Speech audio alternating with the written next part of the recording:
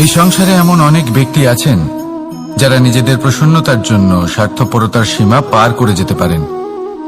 নিজে সুখ লাভ করার জন্য অন্যকে দুঃখ দিতে পারেন। ওনাদের কারোর প্রতি কোনো টান নেই, না সমাজের প্রতি, না আপনজনদের প্রতি, না ঈশ্বরের প্রতি। এবার দেখুন, মানুষ যদি কাউকে ভয় নাও পায়, তাও নিজের কর্মের কথা মনে করে অবশ্যই ভয় পাওয়া উচিত। কারণ আপনি যা কর্মই করুন তার ফল নিজে থেকে আপনার কাছে আসবেই, নিশ্চিত রূপে আসবে। তার থেকে আপনি পালাতে পারবেন না। কেউ নিজের কর্মফলের হাত থেকে বাঁচতে পারে না। স্বয়ং মহাদেবকেও ওনার কর্মফল ভোগ করতে হয়েছিল। উনি কিছু না ভেবেই ভস্মাসুরকে বর দিয়েছিলেন। তার পরিণামস্বরূপ যেটা হলো যে ওই ভস্মাসুর, যাকে মহাদেব বরদান করেছিলেন, তার হাত থেকে নিজের প্রাণ বাঁচিয়ে ওনাকে পালাতে হলো। এই সংসারে এমন কেউ নেই যে নিজের কর্মফলের হাত থেকে বাঁচতে পারে। সবসময় এটা ভেবে দেখুন যে কর্মটা আপনি করছেন সেটা শ্রেষ্ঠ কি না। এমন কর্ম করুন যেটা আপনাকে জীবনে এগিয়ে নিয়ে যাবে। নিজেকে সৎ পথে রাখুন, কিন্তু এটাও সুনিশ্চিত করুন যে জীবনে যে কর্ম আপনি করছেন তাতে অন্য ব্যক্তির উপর কি প্রভাব পড়ছে, তাতে উনি দুঃখ পাচ্ছেন না তো। যদি আপনি যা করছেন তাতে সবার মঙ্গল হয়ে থাকে, তাহলে আপনার কাউকে ভয় পাওয়ার কোনো প্রয়োজন নেই। না কালকে ভয় পাবেন, না মহাকালকে। আসুন আমার সাথে ভালোবেসে বলুন, রাধা রাধা। জীবনে যখনই আমরা কোনো বিশেষ মানুষের সাথে পরিচিত হই, তখন তার ব্যক্তিত্বের বিষয়ে আমাদের একটি নিজস্ব দৃষ্টিভঙ্গি তৈরি হয়। তা সে ভালো হোক বা মন্দ, আমরা নিজেদের দৃষ্টিভঙ্গি, নিজেদের ধারণা বানিয়ে ফেলি। কিন্তু আপনি কি নিশ্চিত রূপে বলতে পারেন যে এই যে আপনার দৃষ্টিভঙ্গি, সেটাই সেই ব্যক্তির পূর্ণ সত্য, সেই ব্যক্তি সত্যি সেরকমই? না, আপনি সেরকম বলতে পারেন না। কারণ যে কোনো মানুষের একটি চরিত্র, একটি ব্যক্তিত্ব অনেক বছর ধরে তৈরি হয়, অসংখ্য অভিজ্ঞতা লাভ করার পরে তৈরি হয়। আপনি একদিনে বুঝতে পারবেন না যে সেই ব্যক্তি কেমন। এই ভুলটাই বেশিরভাগ মানুষ করে ফেলেন। কিন্তু যদি সত্যি কোনো মানুষকে বুঝতে চান, তাহলে একটু সময় দেওয়া খুব প্রয়োজন। সবার আগে প্রথম আলাপে সেই ব্যক্তি তো এটাই বোঝাবে যে সে কতটা শ্রেষ্ঠ, কিন্তু সে কতটা গুণী বা কতটা অপগুণী, এটা বোঝার জন্য আপনাকে সেই ব্যক্তির কাছাকাছি থাকতে হবে। তিনি কতটা অহংকারী বা কতটা সজ্জন, সেটা বোঝার জন্য আপনাকে সেই ব্যক্তিকে সম্মান দিয়ে দেখতে হবে। সেই ব্যক্তি কতটা লোভী বা কতটা সরল, সেটা বোঝার জন্য তাকে ধন দিয়ে দেখতে হবে। সেই ব্যক্তির কতগুলো খারাপ গুণ আছে, সেটা বোঝার জন্য সেই ব্যক্তিকে স্বাধীনতা দিয়ে দেখতে হবে। তবেই তাকে আপনি বুঝতে পারবেন। যে কোনো মানুষকে বোঝা, তার ব্যক্তিত্ব বুঝে ওঠা এতটা সহজ কাজ নয়। যতক্ষণ কোনো ব্যক্তির ব্যক্তিত্ব সম্পর্কে স্পষ্ট ধারণা না হয়, ততক্ষণ সেই ব্যক্তির সাথে সম্পর্কে অগ্রসর হওয়া উচিত হবে না।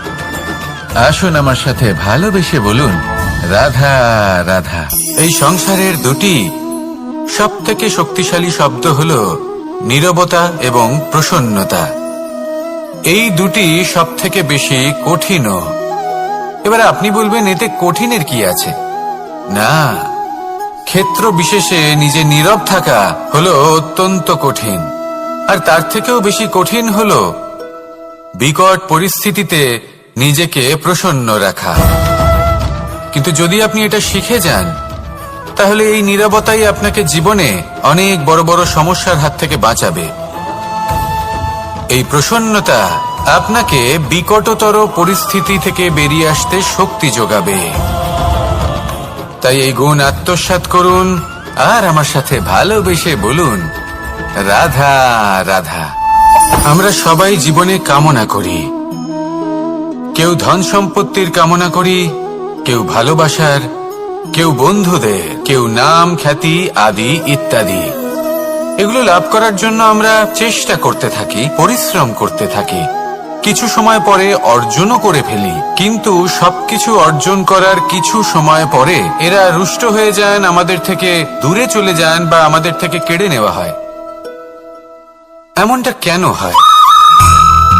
এমনটা এই কারণে হয় কারণ মানুষের একটা দুর্বলতা আছে। কোনো কিছুই অর্জন করার পরে আস্তে আস্তে সে তার মূল্য, তার গুরুত্ব ভুলে যায়, তার জন্য চেষ্টা করা ছেড়ে দেয়। আর এটাই হলো সবথেকে বড় সমস্যা। ঠিক যেমন কোনো ব্যক্তি যিনি ধন অর্জন করতে চান তার জন্য কঠিন পরিশ্রম করেন, হয়তো ধন অর্জন করেও ফেলেন, তারপর আস্তে আস্তে ওই ধনের মূল্য ভুলে যান, উচিতভাবে তা প্রয়োগ করেন না, আস্তে আস্তে তার ধন তার সঙ্গ ত্যাগ করে দেয়, সমস্ত পরিশ্রম ব্যর্থ হয়ে যায়। সেই জন্য মনে রাখবেন, এই সংসারে কিছু অর্জন করা অত্যন্ত কঠিন ব্যাপার, কিন্তু তার থেকেও বেশি কঠিন হলো সেটা নিজের সাথে ধরে রাখা। তাই জীবনে যখনই আপনি কিছু অর্জন করবেন তার গুরুত্বটা বুঝুন, আর তারপরে সময় সময় তার মূল্য নিজেকে স্মরণ করাতে থাকুন। কৃতজ্ঞ থাকুন যে আপনার পরিশ্রম আপনাকে এই ফল দান করেছে, আর চিরকাল পরিশ্রম করুন, তবেই আপনি যেটা লাভ করেছেন সেটা আপনার কাছে থেকে যাবে। আসুন আর আমার সাথে ভালোবেসে বলুন, রাধা রাধা। এই সংসারে আপনার সবথেকে বড় বন্ধু কে? কেউ বলবেন ছোটবেলার বন্ধুরা, কেউ বলবেন মাতা পিতা, কেউ বলবেন ঈশ্বর। এবারে বলুন যে এই সংসারে আপনার সবথেকে বড় শত্রু কে? কেউ বলবে আপনার বিরোধী, সেই ব্যক্তি যে আপনাকে হিংসে করে, বা আপনার নিজের অহংকার, আপনার কুকর্ম। আমি বলবো যে এই সংসারে আপনার সবথেকে বড় বন্ধু হলো আপনার নিজের মন। এই চঞ্চল মনকে যদি আপনি নিয়ন্ত্রণ করতে শিখতে পারেন, তাহলে এর থেকে বড় বন্ধু এই সংসারে আপনি কোথাও পাবেন না। সেখানেই যদি এই মন আপনাকে বশ করে ফেলে, তাহলে সংসারে এর থেকে বড় শত্রুও আপনি কোথাও পাবেন না। সেই জন্য এই সংসারকে নিয়ন্ত্রণ করার চেষ্টা ত্যাগ করুন। প্রথমে এই মনকে নিয়ন্ত্রণ করতে শিখে যান, তাহলে এই জীবন নিজে থেকেই সাফল্যের পথে অগ্রসর হবে। আর তখন এই মন প্রসন্ন হয়ে বলবে, রাধা রাধা। সংসারে যদি আপনি শুভ কিছু অর্জন করতে চান, তাহলে দুটি পথ আছে। প্রথম হলো ধর্ম, আর দ্বিতীয় হলো কর্ম। কিছু ব্যক্তি এমন কথাও বলেন যে আমরা তো ধর্মের পথেই অগ্রসর ছিলাম, আমরা তো লক্ষ্যপ্রাপ্ত করতে পারলাম না, বরং আমাদের নিন্দা হলো। এবার এরকমটা ঠিক কেন হয়? এরকম এই কারণে হয়, কারণ দেখতে গেলে ধর্ম সবসময় আমাদের এমন পথ দেখায় যেটা আমাদের একটা শুভ লক্ষ্য প্রাপ্তিতে সাহায্য করে, কিন্তু সেই লক্ষ্যে আমাদের পৌঁছতে হবে নিজেদের কর্ম দ্বারা। যদি আপনি ধর্মের পথে অগ্রসর হয়ে থাকেন, তাহলে আপনাকে কর্মও করতে হবে। যদি ধর্মের পথে চলেন কিন্তু কর্ম না করেন, তাহলে লক্ষ্য প্রাপ্তি হবে না। ঠিক সেইভাবেই যদি আপনি কর্ম করতে থাকেন কিন্তু ধর্মের পথে না চলেন, তাও লক্ষ্য প্রাপ্তি হবে না। মনে রাখবেন যে ধর্ম এবং কর্ম হলো একটি মুদ্রার দুই পিঠের সমান। এদের নিজের জীবনে আত্মসাৎ করুন এবং অগ্রসর হন। এই সংসারের প্রত্যেক লক্ষ্য আপনার হবে। আসুন আমার সাথে ভালোবেসে বলুন, রাধা রাধা। প্রত্যেক মানুষ জীবনযাপন করেন, কিন্তু প্রত্যেক মানুষ বেঁচে থাকার রসদ জোগাড় করতে পারেন না। তাহলে কি করা যায়? জীবনের রসদ কিভাবে জোগাড় করা যায়? কিভাবে আমাদের চেষ্টা করে যাওয়া উচিত? আমাদের কি করা উচিত? কিছু কাজ আছে যেগুলো আপনাদের করতে হবে। সর্বপ্রথম, জীবনে যখনই কোনো সমস্যা আসবে, তখন নিরপেক্ষভাবে তার সম্মুখীন হন। তা সে যে সমস্যাই হোক, সেটা সমাধান করার জন্য আপনাকে শুভ পথ নির্বাচন করতেই হবে। তারপরে যদি আপনার হাতে কখনো ক্ষমতা আসে, সেই মুহূর্তে আরো বেশি বিনম্র থাকতে হবে। আপনি ধন অর্জন করলে তখন অহংকার জাগ্রত হতে দিলে চলবে না। আপনি যদি শক্তিশালী হয়ে ওঠেন, তাও অহংকার জাগ্রত হলে চলবে না। জীবনে যখনই ক্রোধ হবে, তখন নিজেকে নিয়ন্ত্রণ করুন, আর ভেবে দেখুন যে যদি এই মুহূর্তে আপনি ক্রোধ দেখান, তাহলে তার পরিণাম কি হবে। এর ফলে কি কিছু শুভ ঘটনা ঘটবে নাকি অশুভ কিছু ঘটবে? শুধু এই কটা কাজ নিজেদের জীবনে আত্মসাৎ করুন, জীবন যাপন অত্যন্ত সহজ হয়ে যাবে। আসুন আমার সাথে ভালোবেসে বলুন, রাধা। আপনি কখনো কোনো পাথরের বুক চিরে বয়ে চলা কোনো নদী দেখেছেন? পাথর নদীর সামনে নত হয়ে যায়, তাকে বাধা দিতে চেষ্টা করে কিন্তু কখনো বাধা দিতে পারে না। এই নদী হলো ততটাই শক্তিশালী, কিন্তু এর আরম্ভ কোথা থেকে হয়? দূরে কোথাও কোনো পর্বতের চূড়াতে এক বিন্দু জল ঝরে পড়ে আর তার সাথে হিম গলিয়ে দেয়। তারপর জলের শক্তি বৃদ্ধি পায়, তারপর অনেক বিপদের সম্মুখীন হয় আর অনেক ধরনের বাধা সে অতিক্রম করে। তার শক্তির এতটাই বৃদ্ধি হয় যে তাকে বাধা দেওয়া একেবারেই অসম্ভব ব্যাপার হয়ে যায়।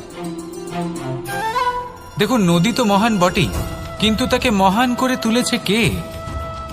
সেই সকল বিপদ যার থেকে ও কখনো পালায়নি। সেইভাবেই আমাদেরও বিপদ থেকে পালিয়ে গেলে হবে না, তার সম্মুখীন হতে হবে সাহসের সাথে, পূর্ণ শক্তি প্রয়োগ করে। তবেই আমরা শিখতে পারবো, তবেই আমরা সামনে এগোতে পারবো। যদি আপনি জীবনে কুন্দন হয়ে উঠতে চান, তাহলে জ্বলন সহ্য করতেই হবে। আসুন আমার সাথে ভালোবেসে বলুন, রাধা রাধা। এ হলো গোলাপ ফুল। একে আমরা সকলেই চিনি। সমগ্র সংসার ভালোবাসে এই পুষ্পকে। এই ফুল দেখতেও সুন্দর। সবথেকে বেশি গুরুত্বপূর্ণ কথা হলো এর সুগন্ধ, যা দূর দূরান্ত থেকে ব্যক্তিদেরকে আকৃষ্ট করে। এই সুন্দর পুষ্প একটু মন দিয়ে দেখলেই দেখা যায় এর নিচে কাঁটা রয়েছে। এই সংসার বলে, এ প্রকৃতির কেমন রচনা, এত কোমল পুষ্প, এটা কি তীক্ষ্ণ কাঁটা সহ প্রস্ফুটিত হয়? এটাই হলো জীবনের সত্য। আমাদের অন্তরের সদ্গুণ, সেগুলিও এই ফুলের মতোই সুন্দর। সংসার এর সৌন্দর্য দেখতে পায়, এর সুগন্ধ চতুর্দিকে ছড়িয়ে পড়ে। কিন্তু এই সদ্গুণ জাগ্রত করে তোলার জন্য কঠোর পরিশ্রম করতে হয়, প্রতিনিয়ত চেষ্টা করে যেতে হয়। তাই জন্য যদি আপনি জানেন আপনার পথ উচিত কিন্তু তা কাঁটায় পরিপূর্ণ, তাহলে থামবেন না, চলতে থাকুন। একবার যদি অন্তরের সদ্গুণ জাগ্রত হয়, তাহলে এই সংসার এর সৌন্দর্য দেখবে আর সুগন্ধে আকর্ষিত হয়ে আপনার কাছে আসবে। এই মন, এই জীবন প্রসন্ন হয়ে বলবে, রাধা রাধা। মোহনের বাঁশির এই সুর, এই সঙ্গীত কার না পছন্দ হয়? সবারই খুব ভালো লাগে। এবার এই সুর আসে কোথা থেকে? কেউ বলবেন কৃষ্ণের হৃদয় থেকে। সত্য কথা, এই সুর হৃদয় থেকে নির্গত হয় এবং প্রকট হয় এই বাঁশি থেকে। এই বাঁশিটাকে দেখুন, এই ছিদ্রগুলি দেখুন, প্রত্যেকটা সুর থেকে নিজস্ব একটা স্বর নির্গত হয়। এবার যে ব্যক্তি এই সমস্ত সুর এবং স্বর বুঝতে পারেন, এতে নিপুণ, তিনি এই বাঁশির দ্বারা যে সুর নির্গত করবেন তা তো মধুর অবশ্যই হবে। এবার জীবনের সাথেও কিছুটা এরকমই ঘটে। জীবনের কিছু নীতি থাকে, অর্থ, কুটুম্ব এবং আধ্যাত্মিক। যদি জীবনের প্রত্যেকটা মুহূর্ত সুখময় হয় এরকম আপনি চান, তাহলে এই তিনটি নীতিতে আপনাকে নিপুণ হতে হবে। কোনো একটি বিশেষ নীতির প্রতি যদি আপনি বেশি ঝুঁকে পড়েন, তাহলে বাকি দুই নীতি থেকে যা সুখ লাভ করা সম্ভব তা পারবেন না। ধন অর্জন করতে হবে পরিবারের জন্য, পরিবারের সুখ মনের শান্তির জন্য, মনে শান্তির প্রয়োজন মনের শুদ্ধতার জন্য। যখন এই মন শুদ্ধ হবে, জীবন শুদ্ধ হবে, পবিত্র হবে, সুন্দর হবে এবং ভালোবেসে বলবে, রাধা রাধা। জল, এ হলো জীবনের আধার পঞ্চতত্ত্বের মধ্যে একটি, আর অত্যন্ত বিশেষ। এর থেকে অনেক বড় শিক্ষা পাওয়া যায়। এই জল, গন্তব্যের বিষয়ে এর স্পষ্ট ধারণা আছে। ও জানে ওর লক্ষ্য কি, আর প্রয়াস করে ততদূর সে পৌঁছেও যায়। এটি পর্বত থেকে বয়ে নিচে নেমে আসে, নদীর সাথে সমাহিত হয়ে তার সাথে বয়ে চলে, চিরসবুজ বনানী গড়ে তোলে, প্রাণীদের তৃষ্ণা নিবারণ করে, সামনে এগিয়ে চলে, মানুষের সাথে মিলিত হয়। যারা একে বাঁধের মধ্যে বেঁধে রাখতে চেষ্টা করে সে বন্দি দশাতেও থেকে যায়, মানুষের কল্যাণ করে।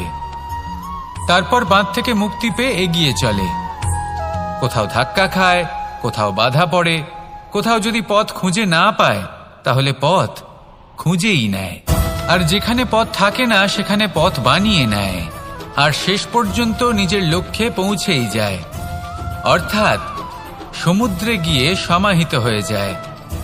আমাদেরও কিছুটা এরকমই হয়ে উঠতে হবে। যেখানেই যাবেন সকলের কল্যাণ করুন, সামনে এগোন। আপনি কোথাও পড়ে গেলে, ধাক্কা খেলে আঘাত লাগবেই, উত্থান পতন লেগেই থাকে। সামনে এগোতে থাকুন। কোথাও পথ না পেলে তা খুঁজে নিন, কোথাও পথ না থাকলে তা বানিয়ে নিন। নিজের গন্তব্যের কথা সবসময় মনে রাখুন। শেষ পর্যন্ত নিজের মোক্ষ লাভ আপনি অবশ্যই করবেন। আর আমার সাথে ভালোবেসে বলুন, রাধা রাধা। জীবনের প্রত্যেক মুহূর্ত আমাদের কিছু না কিছু শিক্ষা দেয়, নির্ভর করছে আমাদের দৃষ্টিভঙ্গির উপর। যেমন নদী হলো আমার অত্যন্ত প্রিয়, নদীতে ভ্রমণ করতে আমার খুব ভালো লাগে। কি বলেন? নদীতে সবসময় নতুন কিছু থাকে, ও পুরনো কিছুই নিয়ে বসে থাকে না, সবসময় প্রবাহমান, কখনো থামে না। ততক্ষণ থামে না যতক্ষণ না সাগরে গিয়ে সমাহিত হচ্ছে। ঠিক এইভাবেই আমাদেরও উচিত নিজের জীবন অতিবাহিত করা, নদীর মতো। প্রত্যেক মুহূর্ত নতুন, তাই সেইভাবেই জীবন যাপন করুন। পুরনো কিছুই একত্রিত করে রাখবেন না, বিগত স্মৃতির মাঝে নিজেকে হারিয়ে ফেলবেন না। এই যে বর্তমান, এই যে মুহূর্ত, সেটাই হলো সর্বশ্রেষ্ঠ। এর মাঝেই জীবন যাপন করুন, নদীর মতো প্রবাহমান হতে শিখুন। আপনি শিখে গেলে তাহলে মনে রাখবেন, আমার আপনার মাঝে বিচরণ করতে বড়ই ভালো লাগবে। যে ব্যক্তি আনন্দের সাথে জীবনের প্রত্যেকটা মুহূর্ত অতিবাহিত করে কোনো চিন্তা ছাড়াই, প্রবাহমান হয়, কখনোই থামে না, যতক্ষণ না মুক্তি লাভ করছেন, এমন ব্যক্তির মধ্যেই রাধাকৃষ্ণ বসবাস করেন। তাহলে আসুন আমার সাথে ভালোবেসে বলুন, রাধা রাধা। সূর্যের প্রকাশ, অন্ধকারকে দূর করে দেওয়া সেই মহানায়ক। এই সূর্যের প্রকাশ যখন পৃথিবীতে এসে পৌঁছয় কি হয়? এই পৃথিবী জেগে ওঠে, প্রত্যেক প্রাণী জেগে ওঠে, মানুষ জেগে ওঠে, নিজের কর্ম করেন, জীবন যাপন করেন। এই ঘুমের মৃতপ্রায় স্থিতি কাটিয়ে উঠে জীবন যাপন করতে শেখেন। এটাই হলো প্রভাব সূর্যের প্রকাশের। এবার এই প্রকাশ যে সূর্যের থেকে পাই, তিনি কি করেন? তিনি নিজেকে জ্বালান আমাদের জীবন প্রদান করার জন্য। প্রত্যেকটা মুহূর্ত তিনি তাপ সহ্য করেন, আমরা যাতে সেই প্রকাশ লাভ করি। এটাই হলো জীবনের সারমর্ম। যদি আপনিও এই সংসারে প্রকাশ ছড়িয়ে দিতে চান, তাহলে আপনাকেও তপ্ত হতে হবে, নিজে জ্বলতে হবে, সেই কর্ম করতে হবে যেটা কঠিন হতে পারে কিন্তু আসলে শ্রেষ্ঠ। তবেই এই সংসারের সেবা করতে পারবেন, সংসারকে পথ দেখাতে পারবেন। নিজের অন্তরের প্রকাশ জাগ্রত করুন, তবেই সেই সকল ব্যক্তি যারা পাপের অন্ধকারে নিমজ্জিত হয়ে আছেন তারা জাগ্রত হবেন। সেই সকল ব্যক্তিকে জাগিয়ে তুলুন, প্রেরিত করে তুলুন সুখী হওয়ার জন্য যারা সুখী হতে পারছেন না। সেই সকলকে প্রেরিত করুন সাফল্য লাভের যারা সফল হতে পারছেন না। নিজের অন্তরের সূর্যকে জাগ্রত করুন, চারিদিকে শুধু প্রকাশই প্রকাশ হবে, জীবনই জীবন থাকবে, আনন্দই আনন্দ থাকবে, আর এই মন বারবার প্রসন্ন চিত্তে বলে উঠবে, রাধা রাধা। এই সংসারে এমন অনেক ব্যক্তি আছেন যারা নিজেদের প্রসন্নতার জন্য স্বার্থপরতার সীমা পার করে যেতে পারেন, নিজে সুখ লাভ করার জন্য অন্যকে দুঃখ দিতে পারেন। ওনাদের কারোর প্রতি কোনো টান নেই, না সমাজের প্রতি, না আপনজনদের প্রতি, না ঈশ্বরের প্রতি। এবার দেখুন, মানুষ যদি কাউকে ভয় নাও পায়, তাও নিজের কর্মের কথা মনে করে অবশ্যই ভয় পাওয়া উচিত। কারণ আপনি যা কর্মই করুন তার ফল নিজে থেকে আপনার কাছে আসবেই, নিশ্চিত রূপে আসবে। তার থেকে আপনি পালাতে পারবেন না। কেউ নিজের কর্মফলের হাত থেকে বাঁচতে পারে না। স্বয়ং মহাদেবকেও ওনার কর্মফল ভোগ করতে হয়েছিল। উনি কিছু না ভেবেই ভস্মাসুরকে বর দিয়েছিলেন। তার পরিণামস্বরূপ যেটা হলো যে ওই ভস্মাসুর, যাকে মহাদেব বরদান করেছিলেন, তার হাত থেকে নিজের প্রাণ বাঁচিয়ে ওনাকে পালাতে হলো। এই সংসারে এমন কেউ নেই যে নিজের কর্মফলের হাত থেকে বাঁচতে পারে। সবসময় এটা ভেবে দেখুন যে কর্মটা আপনি করছেন সেটা শ্রেষ্ঠ কি না। এমন কর্ম করুন যেটা আপনাকে জীবনে এগিয়ে নিয়ে যাবে। নিজেকে সৎ পথে রাখুন, কিন্তু এটাও সুনিশ্চিত করুন যে জীবনে যে কর্ম আপনি করছেন তাতে অন্য ব্যক্তির উপর কি প্রভাব পড়ছে, তাতে উনি দুঃখ পাচ্ছেন না তো। যদি আপনি যা করছেন তাতে সবার মঙ্গল হয়ে থাকে, তাহলে আপনার কাউকে ভয় পাওয়ার কোনো প্রয়োজন নেই। না কালকে ভয় পাবেন, না মহাকালকে। আসুন আমার সাথে ভালোবেসে বলুন, রাধা রাধা। জীবনে যখনই আমরা কোনো বিশেষ মানুষের সাথে পরিচিত হই, তখন তার ব্যক্তিত্বের বিষয়ে আমাদের একটি নিজস্ব দৃষ্টিভঙ্গি তৈরি হয়। তা সে ভালো হোক বা মন্দ, আমরা নিজেদের দৃষ্টিভঙ্গি, নিজেদের ধারণা বানিয়ে ফেলি। কিন্তু আপনি কি নিশ্চিত রূপে বলতে পারেন যে এই যে আপনার দৃষ্টিভঙ্গি, সেটাই সেই ব্যক্তির পূর্ণ সত্য, সেই ব্যক্তি সত্যি সেরকমই? না, আপনি সেরকম বলতে পারেন না। কারণ যে কোনো মানুষের একটি চরিত্র, একটি ব্যক্তিত্ব অনেক বছর ধরে তৈরি হয়, অসংখ্য অভিজ্ঞতা লাভ করার পরে তৈরি হয়। আপনি একদিনে বুঝতে পারবেন না যে সেই ব্যক্তি কেমন। এই ভুলটাই বেশিরভাগ মানুষ করে ফেলেন। কিন্তু যদি সত্যি কোনো মানুষকে বুঝতে চান, তাহলে একটু সময় দেওয়া খুব প্রয়োজন। সবার আগে প্রথম আলাপে সেই ব্যক্তি তো এটাই বোঝাবে যে সে কতটা শ্রেষ্ঠ, কিন্তু সে কতটা গুণী বা কতটা অপগুণী, এটা বোঝার জন্য আপনাকে সেই ব্যক্তির কাছাকাছি থাকতে হবে। তিনি কতটা অহংকারী বা কতটা সজ্জন, সেটা বোঝার জন্য আপনাকে সেই ব্যক্তিকে সম্মান দিয়ে দেখতে হবে। সেই ব্যক্তি কতটা লোভী বা কতটা সরল, সেটা বোঝার জন্য তাকে ধন দিয়ে দেখতে হবে। সেই ব্যক্তির কতগুলো খারাপ গুণ আছে, সেটা বোঝার জন্য সেই ব্যক্তিকে স্বাধীনতা দিয়ে দেখতে হবে। তবেই তাকে আপনি বুঝতে পারবেন। যে কোনো মানুষকে বোঝা, তার ব্যক্তিত্ব বুঝে ওঠা এতটা সহজ কাজ নয়। যতক্ষণ কোনো ব্যক্তির ব্যক্তিত্ব সম্পর্কে স্পষ্ট ধারণা না হয়, ততক্ষণ সেই ব্যক্তির সাথে সম্পর্কে অগ্রসর হওয়া উচিত হবে না। আসুন আমার সাথে ভালোবেসে বলুন, রাধা রাধা। এই সংসারের দুটি সবথেকে শক্তিশালী শব্দ হল নীরবতা এবং প্রসন্নতা। এই দুটি সবথেকে বেশি কঠিনও। এবার আপনি বলবেন, এতে কঠিনের কি আছে? না, ক্ষেত্র বিশেষে নিজে নীরব থাকা হলো অত্যন্ত কঠিন। আর তার থেকেও বেশি কঠিন হলো বিকট পরিস্থিতিতে নিজেকে প্রসন্ন রাখা। কিন্তু যদি আপনি এটা শিখে যান, তাহলে এই নীরবতাই আপনাকে জীবনে অনেক বড় বড় সমস্যার হাত থেকে বাঁচাবে।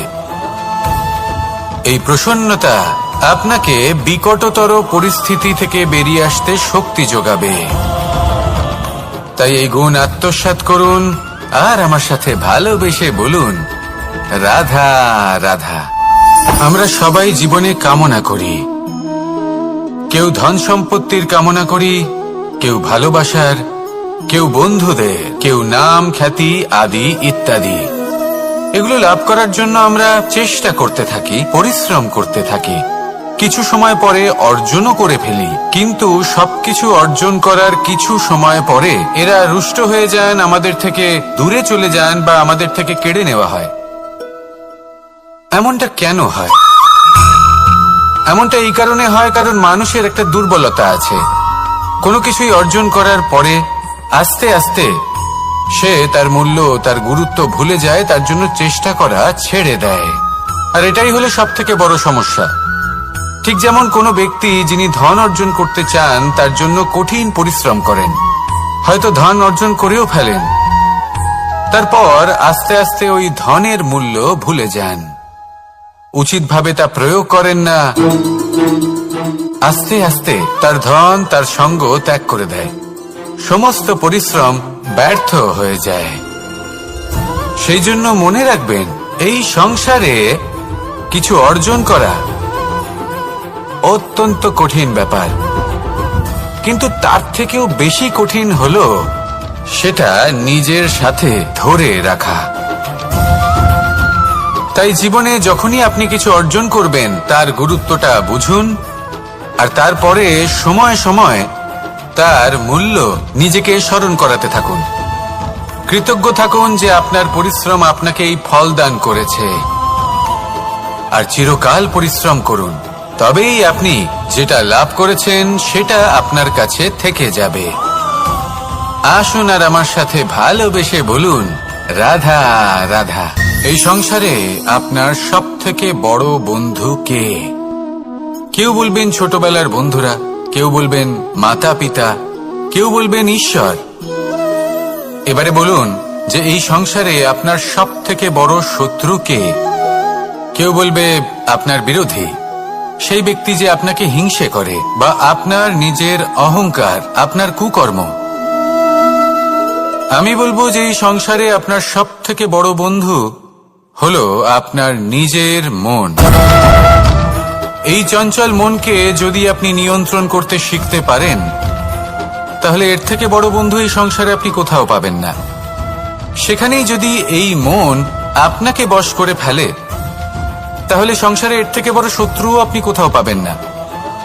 সেই জন্য এই সংসারকে নিয়ন্ত্রণ করার চেষ্টা ত্যাগ করুন। প্রথমে এই মনকে নিয়ন্ত্রণ করতে শিখে যান, তাহলে এই জীবন নিজে থেকেই সাফল্যের পথে অগ্রসর হবে।